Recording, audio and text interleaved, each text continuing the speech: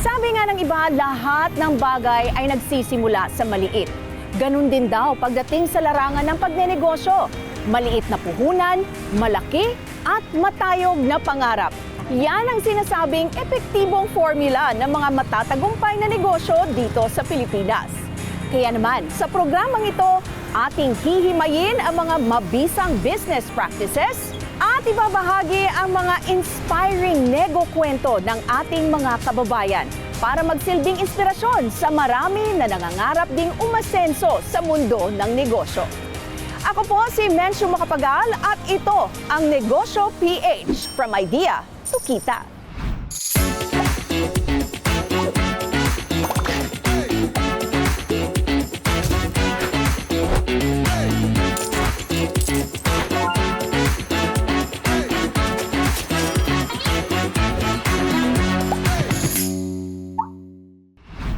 Dating rampadora, ngayon ay Queen of 5-Star Karinderya. Mula runway hanggang negosyo, tunay na angat ang beauty niya. Spotlight on!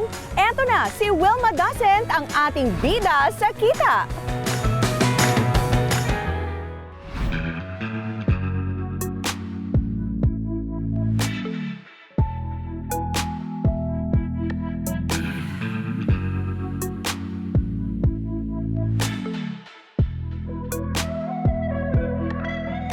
Wow, chicks!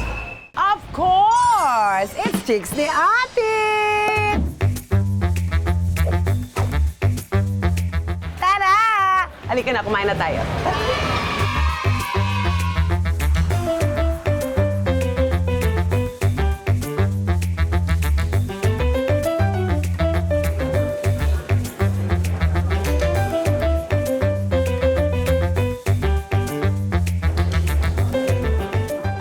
Welcome to Chicks ni Otit, ang nag-iisang 5-star karinderya ng bayan. O, halika, tingnan mo. Bakit?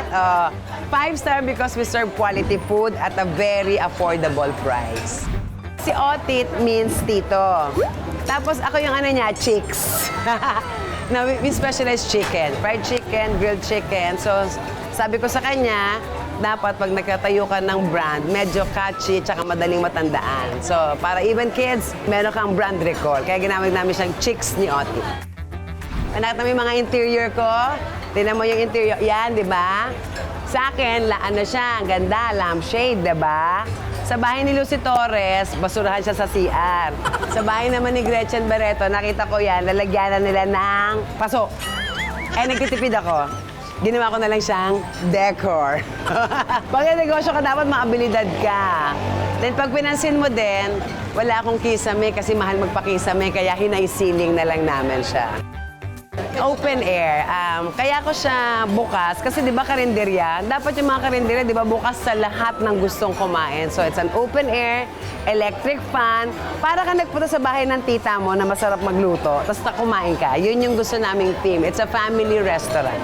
Yung capacity nito nasa 130, kasama yung nasa labas. Tsaka pag pinansin mo, halika.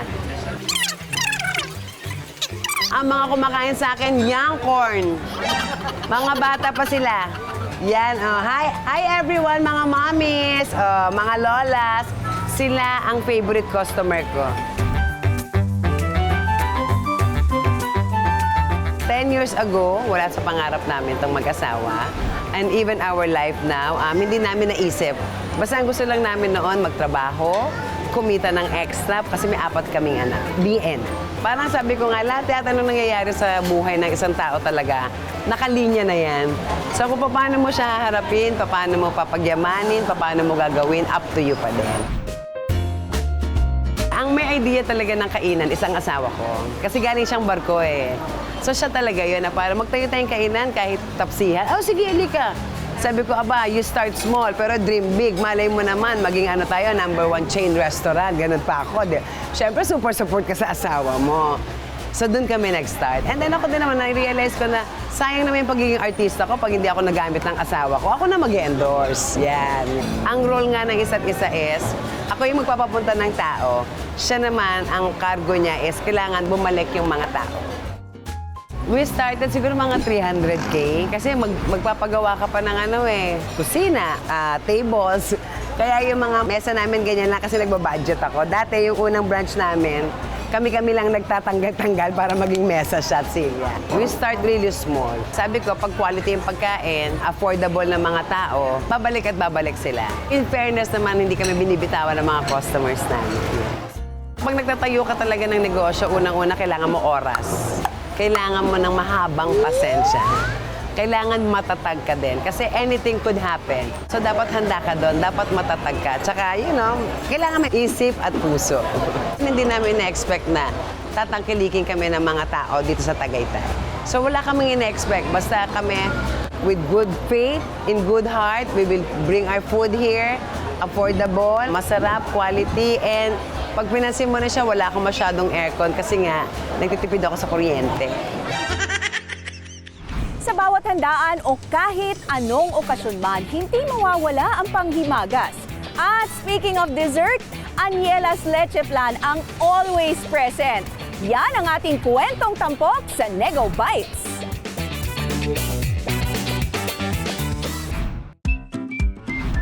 Ang leche flan talaga ang lucky charm ko. Kung wala ang leche flan, di namin mararating to.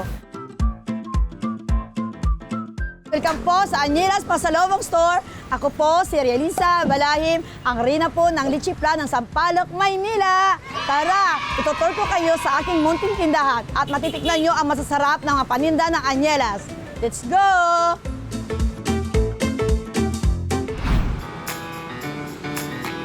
Bago po kami napadpad ng Maynila, isa po akong tendera. Ang aking asawa ay isa rin pong tendero. Nagtitinda po kami ng prutas. Parang wala nangyayari sa buhay namin kasi siyempre pares kami dalawa, tauhan kami. Nung bandang huli, nagsarili na kami dalawa. Pero sa bangkita po kami nagsimula. After 20 years, naisipan po namin na magtinda ng leche flan. Pero bago kami sa leche flan, lahat po ng klaseng tinda ay naranasan po namin ang hirap ng buhay. Nagsimula kami sa 50 pesos hanggang inabot po ng 1,000 sang araw. December kasi yon, medyo maganda ang takbo ng tinda. Nadagdagan ng ibang tinda. Yun na, lumago na at nakahanap din kami ng mapwestuhan. Iniwanan na po namin yung bangkita. Nagsimula kami sa leche flan, 30,000. Yung 30,000 na yun, inutang pa ho namin yun. Ngayon, nakahanap na kami ng mga supplier. Talagang tinatangkilik na ng mga customer namin. Andito po tayo ngayon sa aming production. Ipapakita ko po sa inyo kung paano po gumawa ng masarap na leche flan po ng Aniela's. Mayroon po tayong ibab, syempre, tsaka condensed, at mayroon din tayong itlog. Kailangan halu-haluin ng maayos, dahan-dahan lang na may kasamang pagmamahal. Pag may kasamang pagmamahal, lalong sumasarap ang ating leche flan. Yun po ang sekreto ng Aniela's. Di ba, Noy? Nag-start po kami gumawa ng leche flan. Kasama ko ang aking asawa. Kung hindi po dahil sa kanya, wala pong leche flan. Naku, naiyak naman ako. Nalala ko tuloy siya. Ang leche flan namin ay wala po kami ibang nilalagay na mga preservative na yan. Kailangan po maubos po siya ng 2 days.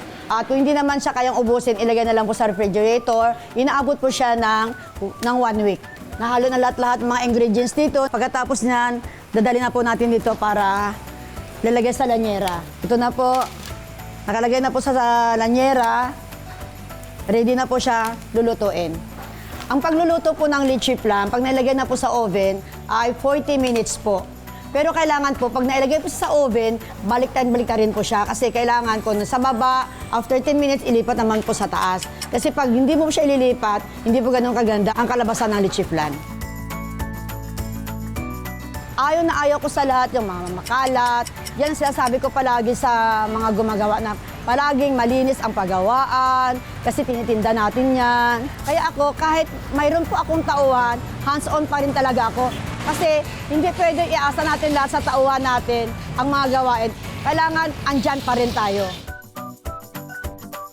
Ang laki ng impact sa amin yung leche flan eh. Minsan, may time din na nagkamali na ako sa pagtimpla. Minsan nga, may time pa na yung ginawa ko, hindi pa nauubos. Inabot pa na nasira talaga siya. Parang may time din na parang ayaw ko na. Sa kunting halaga ng puhunan ko, nalugi ako eh. Eh, yun na nga, kasi pag sinukuan mo, walang mangyayari. Kasama sa buhay yan. Diniritso ko talaga yun. Sabi ko, bahala na. Hindi ko sinukuan yun. Sabi ng asawa ko, ganyan talaga yan. Negosyo yan eh. Yun, tinuloy-tuloy pa rin namin. Ito na po ang ating finished na leche flan. Bagong luto po yan. Ayan na po. Ayan, di ba? Makapal. Ayan, nakita niyo po kung gaano po kakinis ang ating leche flan. Perfect ang paggaluto. Sa halagang 65 pesos. Panalo po kayo. Kaya try niyo po ang aming leche flan. Kailangan sa ating tinda, una-una, maging mabait tayo sa customer at palagi nakasmile. Entertainin natin sila kasi kung wala yung mga customer natin, so bibili ang tinda natin. Saka siyempre, yung para tangkilikin din yung tinda, masarap, malinis. Ako bilang isang ina, lahat gagawin ko para sa pamilya ko, para sa mga anak ko. Kahit anong hirap, huwag tayong sumuko. Kasi darating din yung time na yan na bibigay din sa atin yan. Basta, diskarte lang. Huwag niyong ikakahiya magtinda. Kung gusto niyo po na maging kagaya din sa akin, hindi kayat ko kayo, huwag kayong mahiya lumapit sa akin. Kaya ko kayong turuan kung anong naaabot ko ngayon. From idea to kita. Dambuhalang mga bulaklak, mistulang totoo sa unang tingin. But wait, it's arts and crafts. Panoorin ang mabenta at trending na flower display sa Patokyan.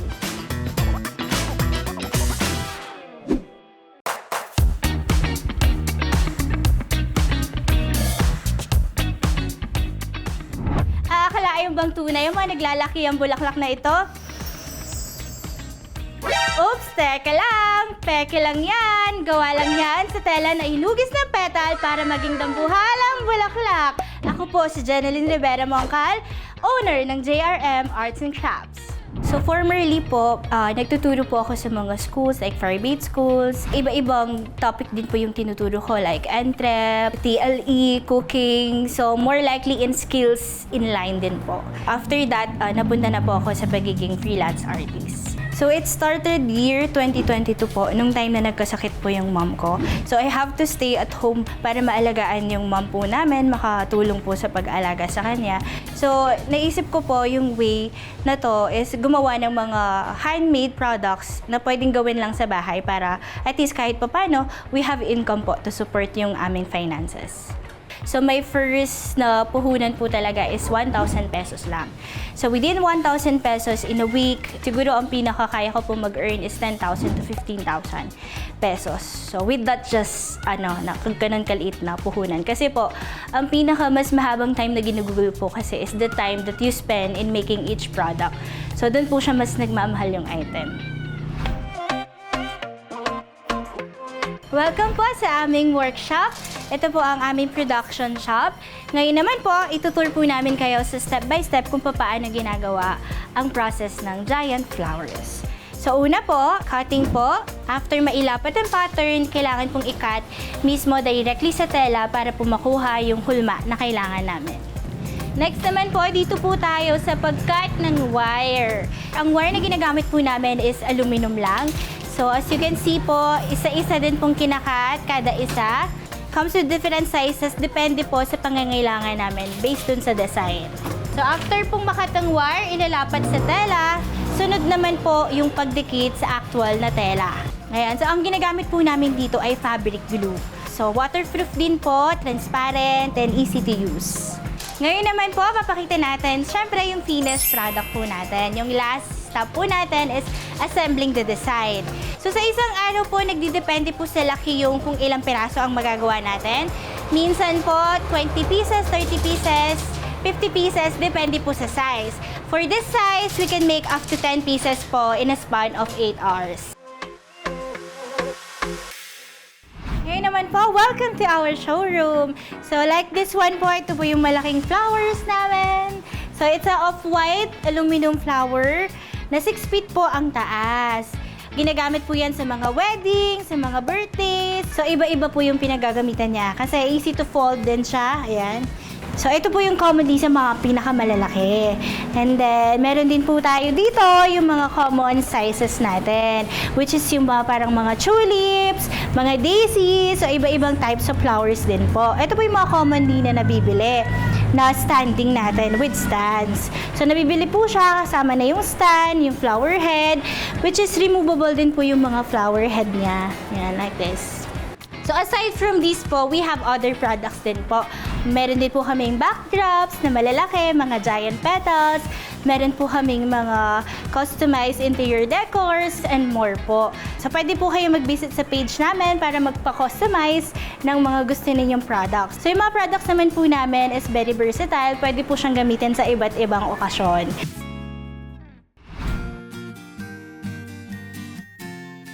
Ang mapapayo ko po sa mga kasing edad ko that time, way back noon, dapat po meron po kayong tiwala sa sarili niyo unang-una. So I think naman po lahat po talaga mag-uumpisa sa mahirap. The most important part is that you always love what you do. So every day naman po, as small steps is something big naman po in the future. Always believe in yourself na laging merong pagkakakitaan in any area po. From idea to kita.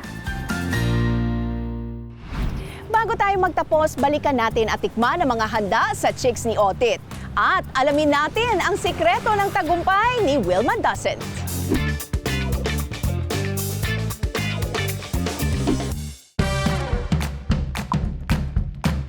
Kanino to? Pick up. 219, ma'am. Tingnan mo, tulog na tulog. O, naroon tayo dito. Laban na laban tayo dito. Pasok lang kayo dito pag wala kayong yaya.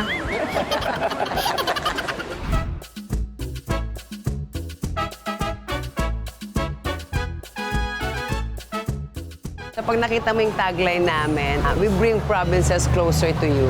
Meron akong mga laing from Bicol. Meron ako Sinantulan, Quezon din siya. Yung tuna pang ako all the way from Zamboanga. So iba-ibang lugar yung mga kinukuhanan namin. Tapos yung sisig namin, sisig ng Pampanga. Iba-ibang probinsya kung ano yung mga staple food nila, pinagsama-sama namin dito. And that makes it a Filipino comfort food. Nagpunta kami rito sa Chicks ni Otit. Number 1, because we want to see Wilma Doesn't. Number 2, it's because very famous siya sa mga vlog ngayon. Siyempre, pag famous ang ganyan, gusto mong matikman anong meron, bakit siya famous. So ngayon, now we are here, natikman na namin and it's proven. Masarap, especially this pancit. Rate 1 to 10, ire-rate ko siya ng 9.5. As a Kapampangan, masarap siya. So, we will come back. Ako ang bestseller dito. Hindi lang pwedeng kainin, overused na. Tsaka overcook.